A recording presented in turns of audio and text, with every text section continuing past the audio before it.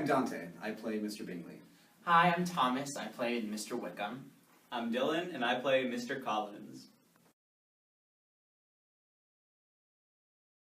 I got started performing because my parents both do theater, so instead of getting a babysitter, they just brought me to rehearsals with them, and I just kind of grew into it. I was always kind of an insane child, and I was always like putting shows up around the house for my poor, unsuspecting family. But the first show I ever did, I was 10, and I played the Dancing Steak in my Jewish Community Center's production of Beauty and the Beast, and it's all been downhill from there. So, yeah. Very nice. Yeah. Thanks. Yeah, I think when I was a kid too, I would put on like living room plays. I remember specifically playing Yzma in The Emperor's New Groove. And then I think my first show was actually at summer camp after 7th grade. I was in Flight of the Lawn Chair Man, and I did a lot of musical theater after that.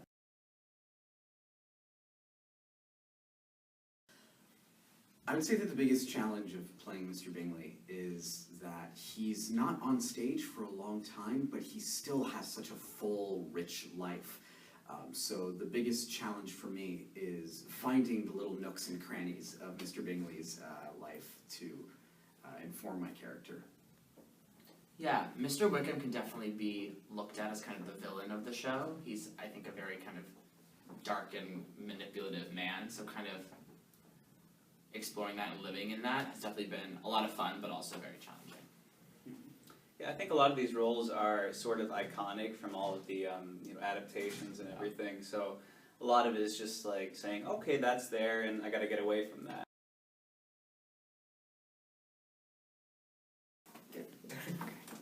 One thing for me that's a big holdover from the Regency is just there's this facade that I think men put up nowadays of who can be like the capital C coolest, that for me I think resonates a lot with Regency men saying, you know, who can be the most civilized, who can have the most fluid English, who can dance the best, who always has the wittiest beau moves as they're when they're at dinner parties and things.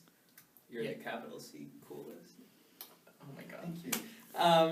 Another thing I think that has kind of remained true from the Regency era to now, which I personally don't regard as the most positive thing, but the kind of idea that all men as a species have this like power over women, and like women only live their lives in service to a man, which is very kind of present in our show, but also kind of the forces fighting that are also present in our show and also present in our society today, which I think is great. Right. And what's cool about that is the story of Pride and Prejudice was kind of starting to subvert that in kind of new ways, and showing how, it was like the first, ideas of feminism sort of coming out in novelistic literature. Yeah.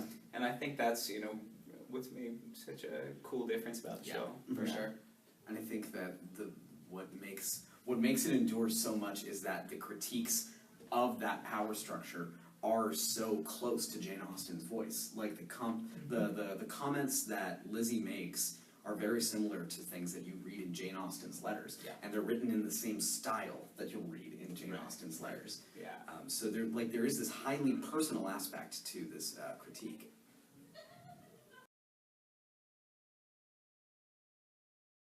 I'm probably eating whatever candy our lovely stage manager has brought, and like trying to sneak away as much of it as I can. Yeah, I'm definitely shoving food into my mouth and then just like lying in the corner with my eyes closed. Honestly. Yeah, I'm a nerd, so I'll be just like trying to go over my lines while shoving food and candy into my mouth. So candy's the constant for sure. Yeah.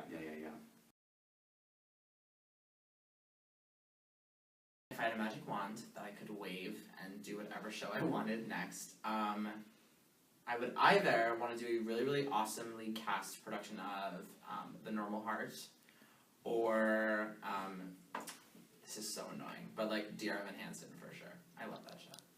Mm-hmm. Come back to me. Okay.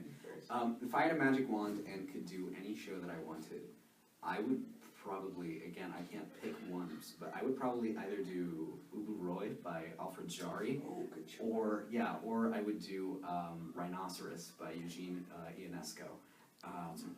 Yeah, I love crazy, chaotic plays like that, and I would love to direct it, just because I get so many ideas about what I would want to do.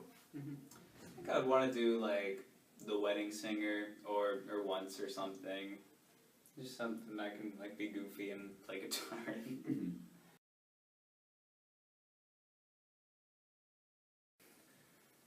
I usually will panic and then drink a gallon of water. And I'll be fine. I usually do a long voodoo ritual. Oh my god. And you know, it involves like smoke and drums and Spirits. You know, spirits, yeah. So you don't want to see that. I have seen it. It's horrifying. What I try to do is just to make sure that I'm reinvested in everyone else in the cast. I try to tell everyone that I can good show, and then before my entrance, I just take a big breath and then go on stage.